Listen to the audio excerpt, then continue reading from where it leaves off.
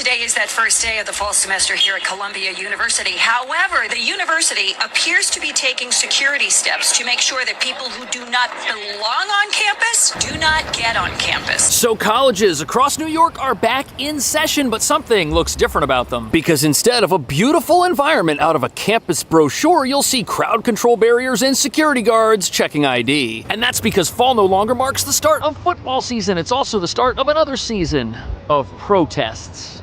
This is exactly what Columbia officials did not want after encampments grew on campus last year, and it all culminated in protesters taking over an academic building, as you see there. Protesters outside campus also once again clashing with police. Everybody, I think, deserves to have their voice heard, and everybody deserves to feel safe on the campus. They're all outside, so, they want to take it outside, that's fine. I don't think people are particularly happy about this, and it's still very divided, I think. Just a block from Columbia University, over 100 pro-Israeli demonstrators urging American colleges to ban face coverings during protests. They want to make us feel unsafe, afraid, and targeted simply because of our Jewish identity. This comes after the spring protests at Columbia, where some pro-Palestinian demonstrators covered their faces and taunted Jewish students. What's going on in Gaza and the West Bank must stop. It's going on too long. I'm Palestinian myself, and just watching every single day, it's hard to go to sleep imagining it.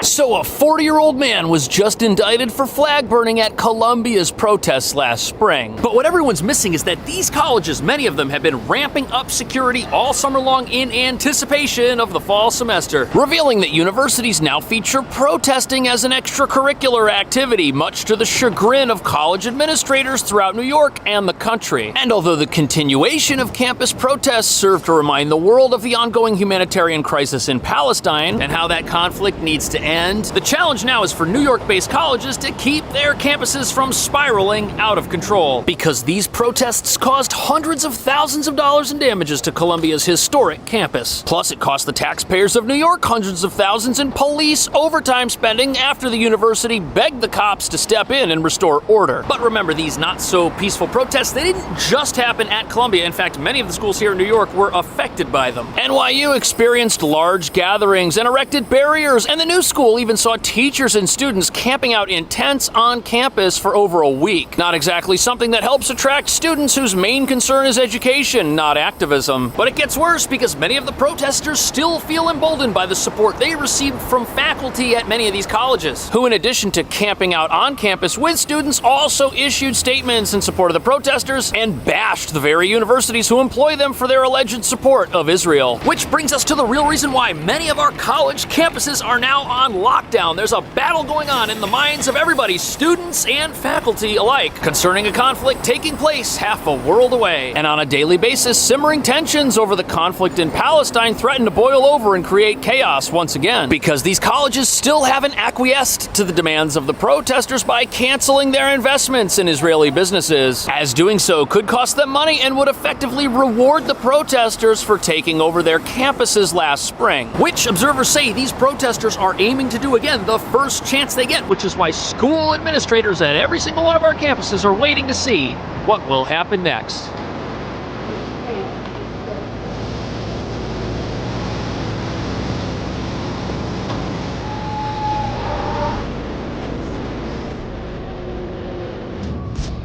So here we are at New York University, and just like Columbia, there is a security apparatus on site. It's not what it is at Columbia, where things are arguably to a much higher degree with ID checkers, gates at pretty much every single entrance. That looks like a TSA checkpoint, but this, it looks like they're ready for something to happen in case it does, just like it did at Columbia on the very first day of school. And the fall semester at Columbia starting the same way the spring semester ended, with protests. Yeah, what appears to be maybe a couple dozen pro-Palestinian protesters are marching right outside the entrance to the campus. The NYPD has set up barriers. So the protesters, as you can see, they're back. Yes, it was just a small number of them, but there were clashes with police on day one. And the school was definitely well prepared. There are barricades up there right now. The entire area is walled off, and you can't even get on campus unless you show an ID at one of the checkpoints. But this is an absolute nightmare for that school, this school, any school in the city. Everyone was hoping that these protests had ended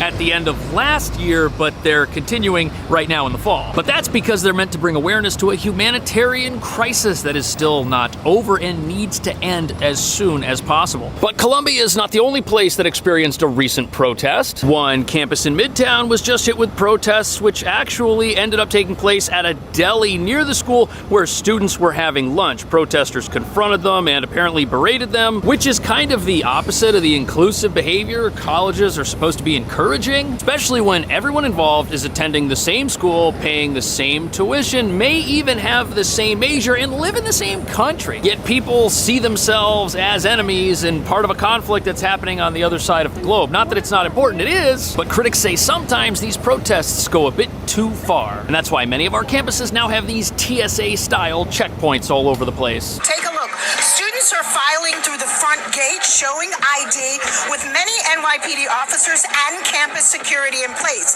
Just up the block here at 116th and Broadway, a relatively small group of vocal yet peaceful pro-Palestinian protesters. This all started coming together. So while NYU is obviously ready to seal off its campus borders once again if necessary, that has already happened up at Columbia, which means you can't just show up and wander around because you intend on spending $70,000 to visit Columbia next semester. And every visitor is now logged in needs express permission just to get inside. And that's because things are such a mess up there that the president of the college resigned a month ago. At Columbia, you had protesters who broke into one of the buildings on campus and occupied it for almost 2 weeks. And after about a week of negotiating with the protesters and getting nowhere, the school begged the NYPD to come in and remove all of the students. And of course, there was controversy about how gentle or not gentle the police were when they made those removals. However, none of that has deterred the overall idea of protesting to bring awareness to this crisis happening in Palestine right now. But the only problem with that is if these protests become less than peaceful, will Columbia and other schools like NYU be able to honor their promise to provide a safe learning environment to every single student? That's something that not everyone thinks is the case. I spoke with 2 students a short time ago, a freshman and a senior. I had early decision last year, so I already knew that I was coming here, even like before it got really bad. But seeing what happened just made me know that I needed to be here and needed to show that we're not gonna just sit down and... So this is very interesting. Now, at some of these schools, you have some students who intend to go there because of recent protest activity. That's not the entire student body, but this means that the school is now going to have to carry out the same responsibilities it has to everybody while allowing people to come there and do what they want to do by expressing themselves. This is going to make it hard for many colleges to keep peace within their walls, especially when you have a diverse campus with teachers and students of varying backgrounds in the same place at the exact same time, revealing that on many campuses, a big free speech battle is about to take place. And now students are worried whether or not their administrators will take the side of the viewpoints that oppose them, which shouldn't happen. These schools should be run by a neutral body. However, many students, they're upset that the nature of their school has changed. People that signed up for Columbia or NYU a couple of years ago, and now they come here and there's all this security, they're not necessarily thrilled with it. I don't think people are particularly happy about this, and it's still very divided, I think. What needs to happen?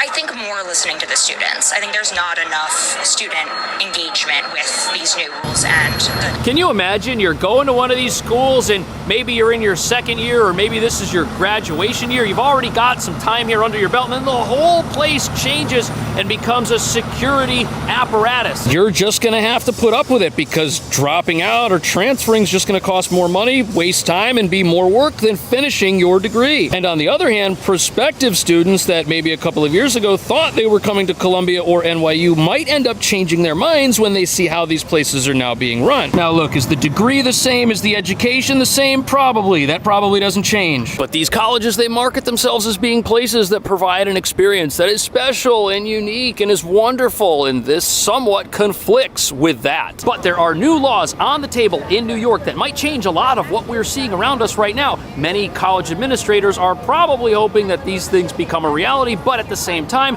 activist groups say that they are very controversial because they might stifle student rights and lead to people getting arrested when they show up at protests that remain peaceful. And peaceful protesting is something that many of these universities say they support.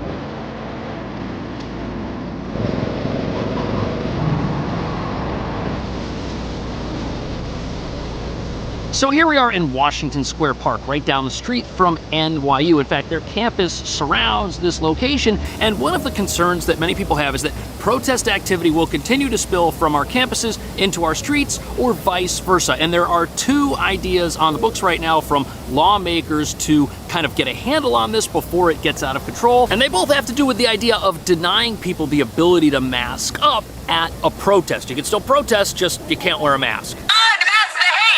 Just a block from Columbia University, over 100 pro-Israeli demonstrators urging American colleges to ban face coverings during protests. They want to make us feel unsafe, afraid, and targeted simply because of our Jewish identity. This comes after the spring. So one of these ideas is to make it a law that you can't wear a mask at a protest in New York. A statewide law, not just a law at one particular county outside of New York City. And the other idea is that school administrators will have some sort of mask ban as far as protests on their campuses. And the idea behind this is that when people cover their faces, perhaps they become emboldened to do things that are no longer peaceful, which, if you know your American history, is something that masked hate groups have been known to do in the past. For example, if someone wanted to deface a well-known public monument here in New York, they might think that concealing their identity before engaging in vandalism would protect their personal life from any consequences. And the idea here is that if screaming violent lunatics have to take their face coverings down, they will not be screaming violent lunatics intent on destroying property that's been here for a long time. But what most people don't know is that in New York, there was a mask ban in place for a very long time, which was repealed in 2020. And if this ban were reinstituted, it would just be the reenactment of laws that were here for quite some time that nobody had a problem with, which now people do for some reason, even though exceptions would be made for personal health reasons. The American Civil Liberties Union says it gives police the power to stop someone, almost like stop and frisk in New York City. Masks not only protect people's health, but they also permit people to engage in protected First Amendment activity. On Sunday around 8 p.m., officers stopped this man. So there's this idea that free speech is threatened if a person has to reveal their identity. And that makes sense if you have a viewpoint which could result in your personal persecution, maybe a loss of your job because you were spotted voicing your opinion for something you believe in, which is your constitutional right. Yet the last thing the city wants is for hateful individuals to disguise themselves, protest, create havoc, and then go back to living a normal life. That's almost like having a guerrilla army full of protesters lurking in your city, which also has a lot to do with why the ID checks are happening at places like Columbia. And that has to do with the prevalence of non-student agitators attending some of these protests. Like this gentleman here broke into a Columbia University building and caused damage to the campus without being a student there. And incidents like this have people wondering just how many of the protesters at these college campuses were legitimate students and how many were agitators who showed up there to cause havoc and bounced around from protest to protest on various campuses throughout the city. One thing we do know is that there were protesters who would leave one campus where they were a student and then follow that protest to another campus where they weren't a student, which means that many of these protests could have involved the same people and would likely have been smaller if access were limited to those campuses to just students. So that's a big component in this as well. But you see all of these police barricades throughout the city all over the place. These remind us that it is the NYPD who is ultimately responsible for quelling societal unrest and upheaval when it happens, as they did at Columbia last spring. But there's a problem. The NYPD may not be up to the task this year, even though it's only been a few months since the last protests. Hundreds of people from all over the tri-state area gathered in Union Square around noon. Among the messages, calling on the U.S. to halt funding to Israel. I believe in this. What's going on in Gaza and the West Bank must stop.